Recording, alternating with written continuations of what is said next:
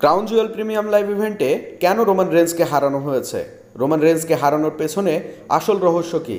তাহলে কি রোমান রেন্সকে এমনই দুর্বল দেখানো হবে? এখন থেকে কি রোমান রেন্স প্রত্যেকটি ম্যাচেই হারতে থাকবেন? চলুন বিস্তারিত জেনে নেওয়া যাক। বিশেষ করে আপনারা ক্রাউন জুয়েল প্রিমিয়াম লাইভ ইভেন্টে দেখেছেন রোমান রেন্স 6-ম্যান ট্যাগ টিম ম্যাচটিতে পারফরমেন্স দিয়েছেন, তবে খুবই দুর্বল হিসেবে পারফরমেন্স দিয়েছেন। এখানে সোলো সিকোয়া, জে উসো অথবা জিমি উসো যে কাউকে পিন করে জয় পেতে পারত, তবে রোমান রেন্সকেই একের পর এক সামন স্পাইক মেরে রোমান রেন্সকে পিন করে রোমান রেন্সকে খুবই দুর্বল দেখানো হয়েছে এবং রোমান রেন্সকে সেখানে সোলো সিকোয়ার কাছে হারিয়ে দেওয়া হয়েছে।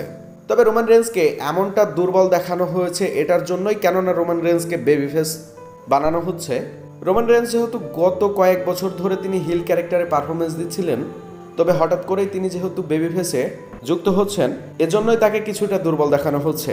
শুধু এমনটাই নয়, রোমান রেন্সকে দুর্বল দেখানো হয়েছে এটার জন্য কেননা WWE ম্যানেজমেন্ট এমনটা দেখাচ্ছে। তবে রোমান রেন্সকে একেবারে এভাবেই এখন ডাউন নিয়ে যাওয়া হবে এবং এক পর্যায়ে রোমান রেন্স আবারও তার আসল রূপে ফিরে আসবে, এমনটাই বেশ কয়েকটি সোর্সের পক্ষ থেকে জানা যাচ্ছে।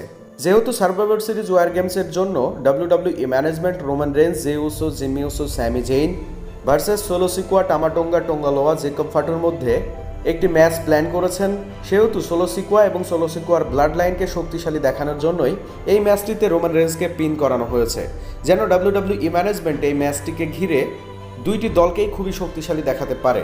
রোমান রেন্স তিনি তো আগের থেকেই শক্তিশালী, অপরদিকে দেখানোর জন্যই ক্রাউন জুয়েলে রোমান রেঞ্জের এগেনস্টে জেতানো হয়েছে। তবে যাই হোক, খুব শীঘ্রই রোমান রেন্স তার চিরচেনা রূপে ফিরে আসবে। এমন দুর্বল রোমান রেন্সকে দেখানো মোটেও উচিত নয়। ধন্যবাদ।